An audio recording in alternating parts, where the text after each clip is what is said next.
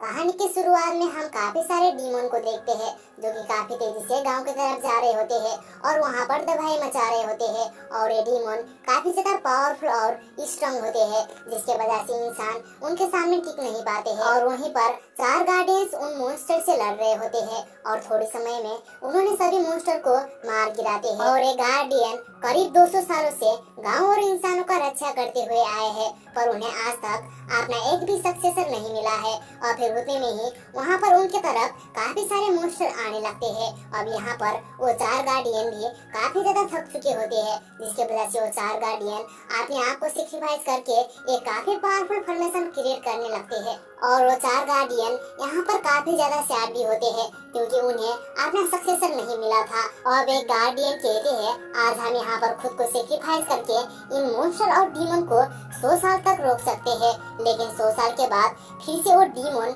Heal हो जाएंगे और इंसानों के ऊपर हमला करना चालू कर देंगे। तब यहाँ पर एक वॉरियर की जरूरत पड़ेगी जो कि ये मॉन्स्टर से ताकतवर हो। और मुझे उम्मीद है कि तब तक इस दुनिया में ऐसा वॉरियर जरूर पैदा होगा। अब उनके फॉर्मेशन में से काफी ज्यादा पावरफुल एनर्जी निकलने लगता है और उन्होंने मॉन्स्टर के ऊपर अटैक कर देते हैं। और अब यहाँ पर वो सारे के सारे मॉन्स्टर भी मर जाते हैं और साथ ही साथ में वो चारों के चारों गार्डियन भी मर जाते हैं और उनके हथियार नीचे जमीन में गिर जाते हैं। और वहीं पर उस गांव के किंग और सैनिक उन चार गार्डियन का शुक्रिया करने लगते हैं क्योंकि उन्होंने आपने जान देकर इंसानों को प्रोटेक्ट किया था। और फिर हम इधर डीमन किंग को देखते हैं जो कि काफी ज्यादा इंजर हो गया था और वो कहता है ऐसा लगता है कि मुझे और मेरे क्लैन को रिकवर होने के लिए कम से कम 100 साल लग जाएंगे। मैं इस चोट को जरूर याद रखूंगा और रिकवर होने के बाद मैं पूरे मानव जाति को नष्ट कर दूंगा। और फिर ये सीन यहीं पर कट हो जाता है और अगले सीन में हम एक शहर को देखते हैं जहाँ पर लोग काम कर रहे होते हैं। और वहीं पर एक राजा अपने सैनिक को कह रहा होता है कि हमने अपने चार गार्डियन को खो दिया और तुम लोग जाकर न्यू गार्डियन को तलाश करो और हमारे हुसैन माउंटेन में भी न्यू गार्डियन बनाना शुरू कर दो। जहाँ पर दूसरा आदमी कहता है आप सही कह रहे हो, हुसैन माउंटेन को ऐसे ही नहीं छोड़ा जा सकता, इसके लिए हमें न्यू गार्डियन की जरूरत पड़ेगी वरना फिर से डीमन हमारे ऊपर हमला करना चालू कर देंगे और इंसान उन डीमन के सामने कमजोर पड़ जाएंगे। अब एक सैनिक कहता है लेकिन वो चार गार्डियन तो हेवनली चिल्ड्रन थे और गार्डियन बनने के लिए बहुत ही ज्यादा हाई लेवल की क्वालिफिकेशन होना पड़ता है। हमने हजारों लोगों की तलाश कर लिया लेकिन उनमें से कोई भी इंसान ऐसा नहीं है जो गार्डियन बनने के लायक हो। अब हम उन्हें कैसे ढूंढेंगे? अब वो आदमी कहता है हम उन्हें ढूंढने के लिए पूरी जी जान लगा देंगे। यान क्लैन में काफी सारे टैलेंटेड लोग हैं, तुम लोग वहाँ पर जाओ और उन्हें ढूंढना चालू कर दो। अब वो आदमी के बात सुनकर वो सैनिक भी यान क्लैन की तरफ चले जाते हैं। और फिर किंग कहता है हमें जल्दी न्यू गार्डियन को ढूंढना होगा क्योंकि समय खत्म हो रहा है।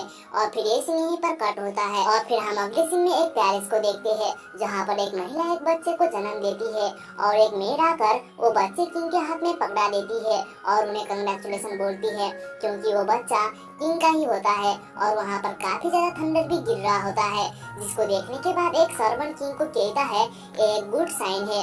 अब उतने में ही वहाँ पर एक ड्रैगन आ जाता है। अब किंग कहते हैं मेरा बेटा जरूर लोगों की मदद करेगा, जब तक वो बड़ा नहीं हो जाता मैं इसको हुसैन माउंटेन पर भेज रहा हूँ ताकि वो बहुत ज्यादा पावरफुल कल्टीवेटर बन के इंसानों का गार्डियन बन जाए। इतना कह के किंग अपने बेटे को उस ड्रैगन को दे देते हैं और वो ड्रैगन भी वो बच्चे को अपने साथ ले जाकर हुसैन माउंटेन की तरफ चला जाता है। और ये सीन यहीं पर कट होता है और हम अगले सीन में एक आदमी को देखते हैं जो कि अपने आप को कह रहा होता है कि ये मेरा कुलनान संप्रदाय इस दुनिया का पहला ऐसा संप्रदाय है जहाँ पर मार्शल आर्ट का उत्पत्ति हुआ था और इंसान यहाँ पर मार्शल आर्ट का अभ्यास करने के लिए कुलनान माउंटेन पर इंटर कर सकते हैं। और फिर उतने में ही वो कुछ नोटिस करता है और एक ही सेकंड के अंदर वो वहाँ से गायब हो जाता है। और फिर हम एक जंगल पर जियाओ फैन को देखते हैं जो कि थोड़ा बड़ा हो गया था और एक मॉन्स्टर से बचते हुए भाग रहा होता है। अब जियाओ फैन ने उस मॉन्स्टर के आगे एक पत्थर रख देता है जिससे वो मॉन्स्टर वहीं पर रुक जाता है और जियाओ फैन भागते हुए उस मॉन्स्टर के पीछे जाकर उसके पूंछ को पकड़ लेता है और आसमान में उठाकर उस मॉन्स्टर को काफी जोर से जमीन में फेंक देता है जहाँ पर वो मॉन्स्टर मर जाता है। और फिर उतने में ही वहाँ पर वो आदमी आ जाता है जिसको हमने थोड़ी देर पहले देखा था। और वो आदमी को देखने के बाद जियाओ फैन उसको कहता है कौन हो तुम, जहाँ पर अब उस आदमी ने अपना पूरा रूप ही परिवर्तन कर देता है और वो एक किलर के फॉर्म पे आ जाता है और जियाफैन का तारीफ करते हुए कहता है क्या तुम मेरे डिसाइपल बनना चाहोगे। और ये सुनकर जियाफैन अपने हाथ पर एक एनर्जी इकट्ठा करके उसके ऊपर अटैक करने के लिए आगे बढ़ता है, पर वो इल्डर ने जियाफैन को एक सिर पर कैद कर देता है। अब जियाफैन उस सिर को तोड़ने की कोशिश करता है पर वो इसमें नाकाम हो जाता है और वहीं पर वो इल्डर कह रहा होता है कि ये बच्चा तो काफी ज्यादा टैलेंटेड है पर दुर्भाग्य से इसके पास कोई भी ड्रैगन पावर नहीं है। और वो जियाफैन को कहता है तुम काफी ज्यादा टैलेंटेड हो, इसलिए मार्शल आर्ट सीखने के लिए मेरे साथ मेरे संप्रदाय में चलो। एक टीचर के नाते मैं तुम्हें सिखाऊंगा कि मार्शल आर्ट को कैसे प्रैक्टिस करते हैं और मुझे पूरा भरोसा है कि तुम फ्यूचर में मॉन्स्टर से फाइट करके उन्हें हराने में कामयाब हो जाओगे और इंसानों का रक्षा करोगे। इतना कह के वो इल्डर जियाफैन को अपने सेट में ले जाते हैं और फिर हम थोड़ी समय के बाद जियाफैन को एक लड़की के सामने देखते हैं जो कि उसकी ही प्रेमिका थी और वो लड़की जियाफैन को कहती है क्या तुम मेरे को पसंद करते हो, जहाँ पर हमारा हीरो जियाफैन शर्माते हुए हाँ पे जवाब देता है और वो लड़की कहती है तुमने कहा था कि तुम मेरे लिए कुछ भी कर सकते हो, मैं तुम्हारे जो फरहेड में पर्ल है वो चाहती हूँ। जहाँ पर अब जियाफैन सोचने लगता है लेकिन टीचर ने कहा था कि ये पर्ल किसी भी और इंसान को मत देना क्योंकि ये पर्ल में ही मेरा सारा पावर है। और वो लड़की जियाफैन को शांत देख के नाटक करते हुए रोने लग जाती है और कहती है तुमने कहा था कि तुम मेरे लिए कुछ भी कर सकते हो लेकिन तुम बस झूठ बोल रहे थे। और वो लड़की रोता हुआ देख के जियाफैन उसको अपना पर्ल देने के लिए तैयार हो जाता है और अपने माथे से वो पर्ल निकाल कर उस लड़की को दे देता है। अब जैसे ही उस लड़की को वो पर्ल मिलता है वो अपने इविल चेहरे को सामने लाती है और जियाफैन को छोड़कर वहाँ से जाने लगती है। ये देख के जियाफैन उसको कहता है तुम ऐसे ही नहीं जा सकती, तुमने कहा था कि तुम मेरे को कभी भी नहीं छोड़ोगी। और सुन के वो लड़की हंसते हुए कहती है मैं हमेशा के लिए इस जगह पर कैसे रह सकती हूँ, अगर भाग्य ने साथ दिया तो हम दोबारा से जरूर मिलेंगे। इतना कहकर वो लड़की जियाफैन को धोखा देकर वहाँ से चले जाती है और बेचारा जियाफैन रोता ही रह जाता है। और फिर जियाफैन की आँख खुलती है जो कि काफी ज्यादा बड़ा हो गया था और वो कहने लगता है फिर से वो कुतिया का सपना। दरअसल जियाफैन यहाँ पर अपने बचपन की यादों को अपने सपने के जरिए देख रहा होता है और वो अपने आप को घोषने लगता है कि उसने क्यों उस लड़की को अपना सारा पावर दे दिया जिसकी वजह से वो काफी ज्यादा कमजोर और बेकार हो गया होता है। और फिर उतने में ही वहाँ पर एक लड़की जियाफैन को ढूंढते हुए आती है जिसका नाम डौया होता है। अब जियाफैन डौया को अपने पास बुलाता है और सोचने लगता है मुझे नहीं पता कि वो लड़की कहाँ पर चली गई। उस पर्ल को घुमाने के बाद मैं अपने गाँव का सबसे ज्यादा बेकार मार्शल आर्टिस्ट बन गया हूँ, मैंने इतना बड़ा गलती कैसे कर दिया। अब डौया उसके पास आकर कहती है क्या तुम अभी भी उसी लड़की को याद कर रहे हो, जहाँ पर जियाफैन कहता है मैं उस लड़की को याद नहीं कर रहा पर मेरे को अपना पर्ल वापस चाहिए। अब डौया कहती है ये प्रैक्टिस करने का समय है पर तुम दोबारा से सो गए, क्या तुम्हें मास्टर का डर नहीं लगता। अब जियाफैन कहता है पर तुम इतना ज्यादा डर क्यों रही हो, अगर वो मेरे को सजा देंगे तो मैं अपने इस कमजोर पावर के साथ उनका सजा बर्दाश्त नहीं कर सकता, पर फिर भी वो मुझे सजा देते रहते हैं। जहाँ पर डौया कहती है अंकल जैन यानी कि मास्टर भी तुमसे बहुत ज्यादा प्यार करते हैं, तुम उनसे नाराज मत हो। अब डौया जियाफैन को जबरदस्ती उठाकर वहाँ से ले जाती है। अब जियाफैन डौया को कहता है मैं कैसे बताऊं कि मैं अपने गांव का सबसे ज्यादा पावरफुल इंसान था पर अभी मैं तुम जैसी छोटी लड़की से भी कमजोर हूँ। अब वो दोनों वहाँ से जाता हुआ देख के एक बुढ़ा आदमी जियाफैन का मजाक उड़ाने लगता है। ये देख के जियाफैन उसके ऊपर काफी ज्यादा गुस्सा करने लगता है। जहाँ पर डौया कहती है तुम इतना ज्यादा गुस्सा क्यों कर रहे हो। अब जियाफैन कहता है मैं पूरा गाँव में एक बेकार आदमी के रूप में फेमस हूँ, इसलिए अन्य लोगों के सामने तुम मेरे क्लोज नहीं आ सकती, मेरा तो मजाक उड़ता रहता है और मेरे को इससे कोई भी फर्क नहीं पड़ता, लेकिन मैं ये नहीं चाहता कि तुम मेरे वजह से इसमें शामिल हो, लेकिन मैं हमेशा तुम्हारा सुरक्षा करते रहूंगा। इतना कह के वो वहाँ से जाने लगता है और इसी के साथ में ये सीन यहीं पर खत्म होता है और इसी के साथ में ये पार्ट यहीं पर खत्म होता है। और हम अगले पार्ट में देखते हैं डौया जियाफैन को कहती है क्या तुमने सुना है दूसरे गाँव के लोग जानवर को मारने के लिए बॉर्डर के पास गए थे लेकिन काफी सारे लोग वहाँ पर मर गए और वो लोग ऐसे ही बातें करते करते अपने गाँव पे आ जाते हैं, जहाँ पर उनके मास्टर अपने कुछ डिसाइपल को सजा दे रहे होते हैं। अब एक डिसाइपल मास्टर को कहता है मैं अब ज्यादा देर तक खड़ा नहीं हो सकता, जहाँ पर मास्टर कहते हैं जल्दी खड़े हो जाओ। अब वो लड़का कहता है तो फिर आप जिया फैन को क्यों सजा नहीं देते हो, वो भी तो पूरा दिन सोते रहता है। अब ये सुन के मास्टर जिया फैन को भी सजा देने के लिए वहाँ पर बुला लेते हैं और पूरा 3 घंटे तक खड़े होने के लिए कहते हैं। अब जिया फैन भी उनके पास जाने लगता है और वे देख के जिया फैन का एक दोस्त जिया हो उस लड़की को कहता है क्या तुम पागल हो, तुम्हें नहीं पता कि जिया फैन कितना कमजोर है। लेकिन उतने में ही जिया फैन ने उसे रोक देता है और वो लड़का जिया फैन को कहता है तुमने 8 साल की उम्र से पहले आपने व्हीलर प्लान को एक्टिवेट कर लिया था, लेकिन 10 साल की उम्र में ही तुमने लड़की के चक्कर में वो खो दिया, अब तुम बस कमजोर निकम्बे हो। अब ये सुन के जिया फैन को काफी ज्यादा गुस्सा आने लगता है और मास्टर उस लड़के को उतने में ही शांत करा देते हैं और सभी लोग वहाँ पर पानी के बाल्टी पकड़ के खड़े हो जाते हैं। और जिया फैन का एक दोस्त कहता है तो क्या हुआ, जिया फैन कमजोर है तो, लेकिन हम तो जिंदा है, हम हमेशा जिया फैन का रक्षा करेंगे। अब जिया फैन का दूसरा दोस्त भी वही कहता है। अब मास्टर वहाँ पर सभी को कहते हैं तुम लोगों को रोज ऐसे ही प्रैक्टिस करना होगा और स्ट्रांग होना होगा। अब मॉन्स्टर गांव पर अटैक करना चालू कर रहे हैं, लेकिन तुम लोग अभी भी आपने व्हीलर लाइल स्टेज तक नहीं पहुँच पाए हो। अगर तुम इस तरह से ही प्रैक्टिस करते रहोगे तो एक दिन ऐसा समय भी आएगा तुम लोग भी बाकी लोगों की तरह मॉन्स्टर से मारे जाओगे। और मास्टर जिया फैन को ट्रेनिंग पर लेट आने के लिए 2 घंटे और प्रैक्टिस करने के लिए कहते हैं। ये सुन के जिया फैन का दोस्त जिया हो कहता है नहीं, वो इतनी देर तक टिक नहीं पाएगा। अब दौड़ा भी कहती है 2 घंटे तो ज्यादा हो जाएगा।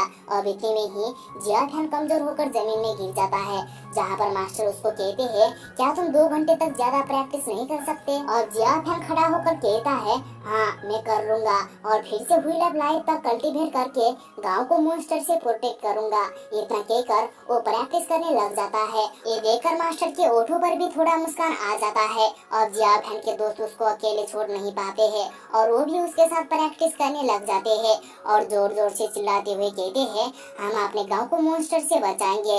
और फिर थोड़ी समय के बाद मास्टर सभी को थोड़ा ब्रेक देते हैं पर जिया फैन को नहीं देते हैं और प्रैक्टिस करने के लिए कहते हैं। अब जिया फैन यहाँ पर काफी ज्यादा थक चुका होता है, ये देख के उनके दोस्त को भी अच्छा नहीं लगता है और वो भी जिया फैन के तरह बाल्टी पकड़ के खड़े हो जाते हैं। और फिर उतने में ही वहाँ पर एक आदमी आकर मास्टर के कान पर कुछ बताता है। ये सुन के मास्टर जिया फैन के सामने आके कहते हैं अगर तुम्हें मुश्किल हो रहा है तो नीचे उतर सकते हो। पर जिया फैन अपने सर को ना पे हिला देता है और फिर मास्टर वहाँ से चले जाते हैं। अब मास्टर जाने के बाद उसके सभी दोस्त उसके पास आकर नीचे उतरने के लिए कहते हैं, लेकिन जिया फैन कहता है अभी भी 30 मिनट बाकी है। इतना कह के वो अपने प्रैक्टिस को कंटिन्यू रखता है और फिर बहुत ज्यादा देर तक प्रैक्टिस करने के वजह से जिया फैन के बॉडी से काफी ज्यादा एनर्जी बाहर निकलने लगता है और उसके दोस्त बात करने लगते हैं कि ये तो व्हीलर फ्लाई का बेसिक टेक्निक है। और यहाँ पर जिया फैन खड़े खड़े सो गया होता है और अपने माइंड के अंदर ही कल्टीवेशन करने लग गया होता है, लेकिन वो ज्यादा देर तक ऐसा नहीं कर पाता है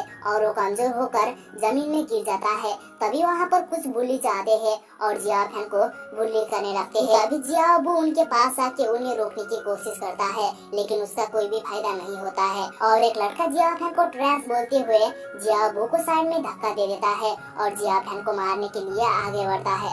और उसी में ही दौड़े जिया फैन के आगे आ जाती है, जहाँ पर वो लड़का कहता है मेरे रास्ते से हट जाओ। जहाँ पर दौड़िया कहती है अगर तेरे अंदर इतनी ज्यादा हिम्मत है तो पहले तुम मेरे को हरा कर देखा और बाद में जिया फैन को मारना। और वो लड़का जिया फैन को कहता है ट्रैश को लड़की प्रोटेक्ट कर रही है, बहुत ही ज्यादा शर्म की बात है। इतना कह के वो लड़का दौड़िया के ऊपर अटैक करने के लिए आगे बढ़ता है, लेकिन वो दौड़िया को छू पाता उससे पहले ही दौड़िया के हाथ में कुछ एनर्जी बाहर निकलने लगता है और उस एनर्जी की वजह से वो लड़का काफी दूर जाकर गिरता है। ये देख के खुद दौड़िया को भी भरोसा नहीं हो रहा होता है। ये देख के खुद दौड़िया भी काफी ज्यादा हैरान होती है और फिर उतने में ही वहाँ पर उनके गांव में मॉन्स्टर अटैक कर देते हैं और गांव के कुछ लोग और मास्टर मॉन्स्टर को मारने के लिए आगे बढ़ते हैं और वहीं पर जिया फैन उनको देखता ही रह जाता है। अब मास्टर और गांव के काफी सारे लोग जाकर बाहर गेट पर खड़े हो जाते हैं।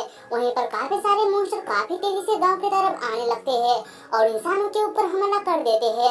अब मास्टर आगे आकर अपने स्पीड से सभी मॉन्स्टर को मारने लग जाते हैं और गांव के कुछ लोग भी आकर मास्टर की मदद करने लग जाते हैं। अब मास्टर को चारों तरफ से काफी सारे मॉन्स्टर घेर लेते हैं, पर यहाँ पर मास्टर काफी ज्यादा पावरफुल होते हैं और सभी मॉन्स्टर को दूर फेंक देते हैं। अब अब एक मॉन्स्टर ने गांव के एक आदमी को दूर फेंक देता है और वो आदमी को काफी सारे मॉन्स्टर घेर लेते हैं और उसे मारने के लिए आगे बढ़ते हैं, लेकिन इतने में ही मास्टर उसे भी बचा लेते हैं और अपने स्पेल में काफी सारा पावर डाल के मॉन्स्टर के बीच में फेंकते हैं, जिससे वहाँ पर काफी ज्यादा ब्लास्ट होता है और सारे के सारे मॉन्स्टर मर जाते हैं और मास्टर एक मॉन्स्टर को लेकर गाँव के अंदर चले जाते हैं।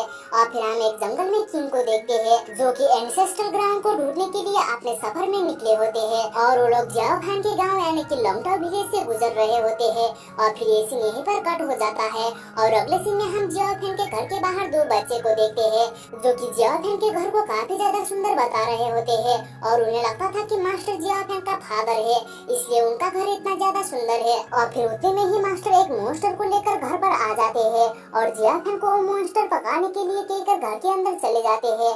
और फिर इधर जियाओ खान उस मॉन्स्टर को देखते हुए अपने बचपन की यादों को याद करने लगता है, जहाँ पर मास्टर और उसके सामने काफी सारे मॉन्स्टर होते हैं।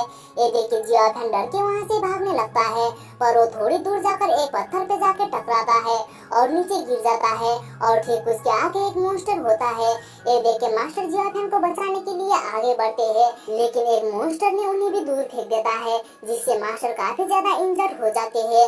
तभी जियाओ खान वादा कर देता है कि वो भी एक दिन काफी ज्यादा ट्रेनिंग करके पावरफुल बनेगा और अपने लॉन्गटाउ विलेज को प्रोटेक्ट करेगा। अब इसी जोश के साथ में जियाओ खान ने चाकू से उस मॉन्स्टर की स्किन को काटने लगता है, लेकिन वो कमजोर पड़ जाता है और उसके हाथ से वो चाकू गिर जाता है। ये देख के जियाओ खान अपने आप को काफी ज्यादा बेकार और ट्रैश कहने लगता है और कहता है अब मैं अपने व्हील ऑफ लाइफ को दोबारा से एक्टिवेट करने के लिए क्या करूं। अब उतने में ही वहाँ पर डोरिया आ जाती है और जियाओ खान को कहती है मैं तुम्हारी मदद कर सकती हूँ, जहाँ पर जियाओ खान कहता है तुम इतनी सी छोटी लड़की मेरी क्या मदद करोगी, आज मैं खुद तुम्हारे लिए रोस्ट बनाऊंगा। और फिर उतने में ही वहाँ पर जियाओ खान के दो दोस्त भी आ जाते हैं और उस मॉन्स्टर की स्किन को काटने लगते हैं। और फिर इधर मास्टर उन लोगों को देख रहे होते हैं और लंबी लंबी सांस लेते हुए कह रहे होते हैं कि ये बच्चे अभी भी मजाक कर रहे हैं। और फिर हम अगले सीन में दो आदमी को देखते हैं, जहाँ पर एक आदमी कहता है आज का बैटल कैसा था और वो आदमी कहता है वाइल्ड बीस्ट ने हमारे लॉन्गटाउ विलेज पर हमला करना चालू कर दिया है और हमारे लीडर जीजान ने पहले ही गांव के बच्चे को प्रैक्टिस बंद करने के लिए कह दिया था। और फिर ये सीन यहीं पर कट हो जाता है और अगले सीन में हम उस बुल्ली बॉय को देखते हैं जो कि कल्टीवेट करके अपने व्हील ऑफ लाइफ को एक्टिवेट कर लेता है और इसका नाम दामेंग है। अब उसके पापा भी काफी ज्यादा खुश हो जाते हैं क्योंकि दामेंग ने 14 साल की उम्र में ही अपने व्हील ऑफ लाइफ को एक्टिवेट कर लिया था। अब दामेंग के पापा उसकी तारीफ करने लगते हैं। अब दामेंग सोचने लगता है अब मैं जियाओ खान के घर पर जाऊंगा और उसको बुरी तरह से पीटूंगा। इतना कह के वो जियाओ खान के घर की तरफ चला जाता है और वहीं पर रास्ते में किंग और उसके सैनिक ने दामेंग को देख लेते हैं और कहने लगते हैं इस लड़के के अंदर से काफी ज्यादा स्ट्रॉन्ग मेरिडियन ऑरा बाहर निकल रहा है, ऐसा लगता है कि इसका अभी अभी व्हील ऑफ लाइफ एक्टिवेट हुआ है। ये बच्चा इतना छोटा है पर इसका फाउंडेशन काफी अच्छा है। अब ये सुन के नीचे एक आदमी कहता है तो क्या मैं इसको अपना स्टूडेंट बनाऊं, ऐसे भी मेरे पास अभी कोई भी स्टूडेंट नहीं है। और फिर हम इधर जियाओ खान और दौया को देखते हैं, जहाँ पर जियाओ खान दौया को प्रैक्टिस करा रहा होता है और दौया को एक एक स्टेप सिखा रहा होता है। अब इसी के चक्कर में जियाओ खान दौया को पैर को साइड पे करा देता है, जिससे दौया का बैलेंस बिगड़ जाता है और वो जियाओ खान के ऊपर गिर जाती है, जहाँ पर जियाओ खान के नाक में काफी जोर से चोट लगता है, जिससे उसके नाक से खून आने लगता है। और देख के दौया घबराते हुए उसके नाक के खून को पूछने लगती है, जहाँ पर जियाओ खान कहता है मैं ठीक हूँ और मैं खुद हील हो जाऊंगा, लेकिन तुम काफी ज्यादा हैप्पी हो। अब दौया उसको सॉरी कहने लगती है। अब किंग भी दामेंग का पीछा करते हुए वहाँ पर आ जाते हैं और उन दोनों को ऐसे हालात में देखकर कहते हैं मैंने सोचा नहीं था कि यहाँ के बच्चे भी ऐसे होंगे।